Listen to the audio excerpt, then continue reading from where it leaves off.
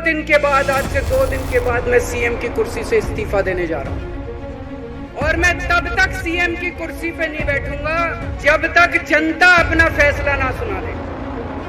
आज मैं जेल से आया हूं, मैं अपनी अग्नि परीक्षा देने के लिए तैयार हूं। ये मेरे को बेईमान साबित करना चाहते हैं, मेरे ऊपर कीचड़ फेंक रहे हैं, मेरे ऊपर लांछन लगा रहे हैं, मुझे सुबह शाम गालियां देते हैं। लेकिन मेरे लिए बीजेपी इंपॉर्टेंट नहीं है, मेरे लिए आप लोग इंपॉर्टेंट हैं। अगर देश की जनता, दिल्ली की जनता को लगता है केजरीवाल बेईमान है, मैं 1 मिनट के लिए सीएम की कुर्सी पे भी नहीं बैठूंगा। 1 मिनट के लिए मैं बैठूंगा। मैंने अपने जीवन में कुछ नहीं कमाया, मेरा बैंक अकाउंट खाली है, हमारी पार्टी का बैंक अकाउंट खाली है। मैंने जिंदगी में कुछ नहीं कमाया, अपनी इज्जत और अपनी ईमानदारी के सिवा मेरे पास कुछ नहीं है। इनकम टैक्स में कमिश्नर की नौकरी करता था,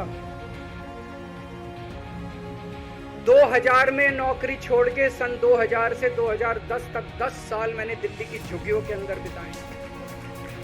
कुछ महीने दिल्ली की झुग्गियों में जाके रहा मैं, झुग्गी के अंदर, नंद नगरी, सुंदर नगरी की झुग्गियों के अंदर मैंने गली गली में खाक छानी है कि गरीब आदमी रहता कैसे, उसके घर का गुजारा कैसे चलता है। अगर पैसे कमाने होते इनकम टैक्स कमिश्नर की नौकरी पूरी नहीं थी। और जब मैंने नौकरी छोड़ी थी तब कोई पार्टी नहीं थी, कुछ नहीं थी। ऐसा नहीं था कि उस टाइम ये था मुख्यमंत्री बनने चला था या कोई पार्टी, कुछ नहीं था, कोई भविष्य नहीं था। केवल देश के लिए जुनून था कि देश के लिए कुछ करना है, देश के लिए कुछ करने हैं। 49 दिन की सरकार के बाद इस्तीफा दिया था, अपने असूलों के लिए इस्तीफा दिया था। किसी ने इस्तीफा मांगा नहीं था, अपने आप इस्तीफा दिया था।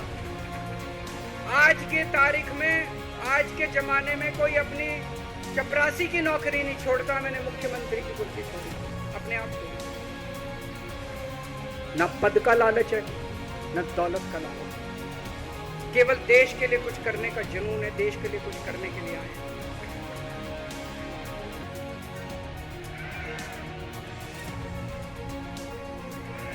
इन्होंने मेरे ऊपर आरोप लगाए, मनीष जी के ऊपर आरोप लगाए हैं। इस देश का जो सबसे कठोर कानून है, ईडी का कानून, पीएमएलए, जिसमें बेल भी नहीं मिलती, बेल मिलनी भी मुश्किल है, उसके अंदर हमारे ऊपर तरह तरह के इन लोगों ने आरोप लगाए हैं।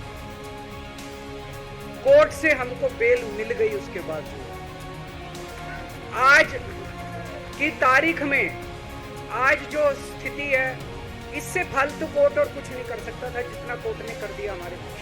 हम कोर्ट के बहुत शुक्रगुजार। कोर्ट ने हमें बेल दे दी, अभी बेल तक ही दे सकता था। अब ये केस चलेगा। मैंने वकीलों से पूछा, मैंने कहा मेरा दिल कहता है कि जब तक ये मैं कोर्ट से बरी होके ना आ जाऊं तब तक मैं सीएम की कुर्सी पे नहीं बैठूंगा। उन्होंने कहा जी ये 10 साल चलेगा, कोई कह रहा है 15 साल चलेगा केस, कोई कह रहा है 20 साल चलेगा केस। तो केस ये अभी लंबा चलेगा। आज कोर्ट जितना कर सकता था, कोर्ट ने हमारे पक्ष में निर्णय लिया है, हमें बेल दे दी। उन्होंने ऐसे कानून में जिसमें बेल मिलनी नामुमकिन होती है, उन्होंने बेल दे दी। आज मैं आपकी अदालत में आया, जनता की अदालत में आया, आपसे पूछने के लिए आया हूं, क्या आप केजरीवाल को ईमानदार मानते हो कि गुनहगार मानते हो?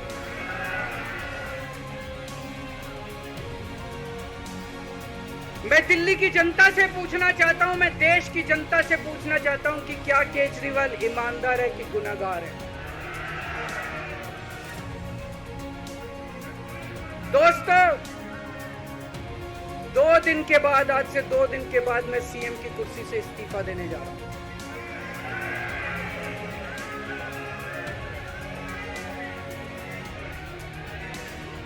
और मैं तब तक सीएम की कुर्सी पे नहीं बैठूंगा जब तक जनता अपना फैसला ना सुना दे। मैं जनता के बीच में जाऊंगा, गली गली में जाऊंगा, घर घर में जाऊंगा, और जब तक जनता अपना फैसला ना सुना दे कि केजरीवाल ईमानदार है, तब तक मैं सीएम की कुर्सी के ऊपर नहीं बैठूंगा।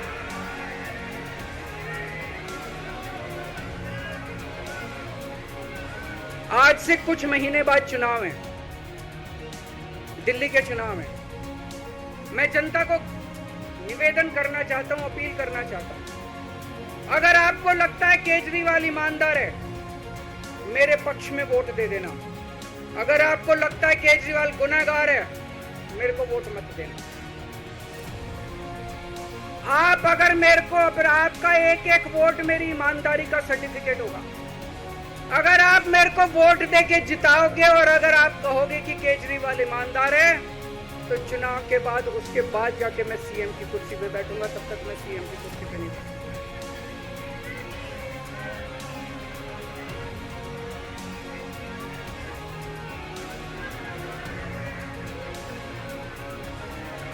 आपको लग रहा होगा अभी अभी जेल से रिहा होके आया है, ये कैसा क्यों बोल रहा है? अभी अभी जेल से रिहाई होके आया है, अब ये इस्तीफा क्यों दे रहा है? इन्होंने मेरे ऊपर आरोप लगाया है।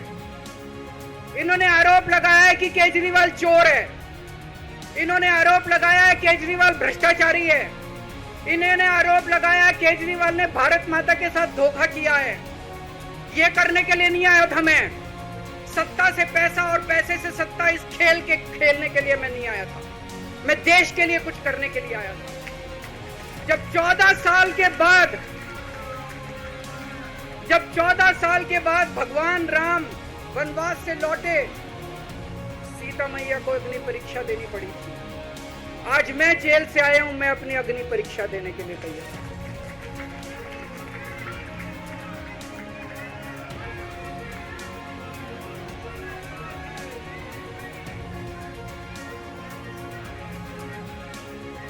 ये कुछ लोग बोल रहे हैं सुप्रीम कोर्ट ने कुछ कंडीशंस लगाई हैं, काम नहीं कर पाएंगे। पिछले 10 साल में इन लोगों ने कंडीशन लगाने में कोई कसर छोड़ी थी? एलजी साहब ने कंडीशन लगाने में कोई कसर छोड़ी थी? केंद्र सरकार ने 1 कानून, 2 कानून, 3 कानून, कानून पे कानून डाल के मेरी पावर छीन ली, पर आपके काम बंद नहीं होने दिए मैंने। ये कंडीशन हमारे लिए कोई वो नहीं रखती, कोई हमारे लिए अड़चन पैदा नहीं करती ये कंडीशन। इन कंडीशन को भी देख लेंगे, लेकिन मेरे लिए जो मायने रखता है वो है मैंने अपनी जिंदगी में ईमानदारी कमाई है। अगर आपको लगता है केजरीवाल ईमानदार है, जम के वोट दे देना मेरे पक्ष में। चुनाव के बाद सीएम की कुर्सी पे जाके बैठूंगा।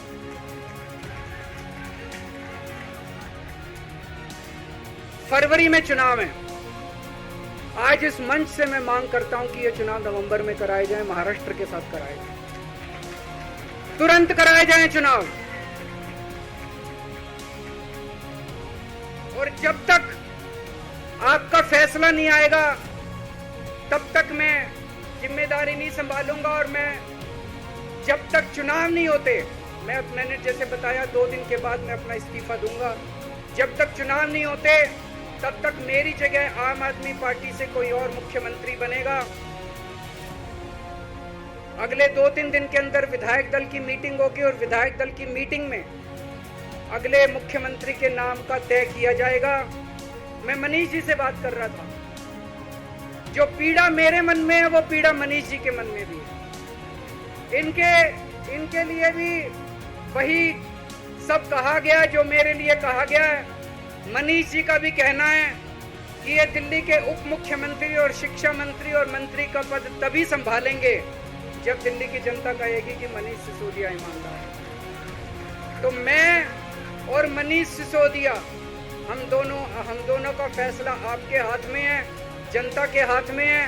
हम दोनों जनता की अदालत में जा रहे हैं, गली गली जाएंगे, जनता के बीच में जाएंगे और उनसे पूछेंगे। अगर जनता कहेगी ईमानदार है तो हम आके इसकी कुर्सी पे बैठेंगे। 2020 में आया था मैं, 2020 में मैंने कहा था, मैंने अगर काम किया हो तो मेरे को वोट देना और काम नहीं किया हो तो वोट मत देना। कहा था कि नहीं कहा था? आज मैं आपके बीच में आया हूं, मैं कह रहा हूं अगर मैं ईमानदार हूं तो वोट देना, अगर मैं बेईमान हूं तो वोट मत देना, बिल्कुल मत देना। भारत माता की, भारत माता की।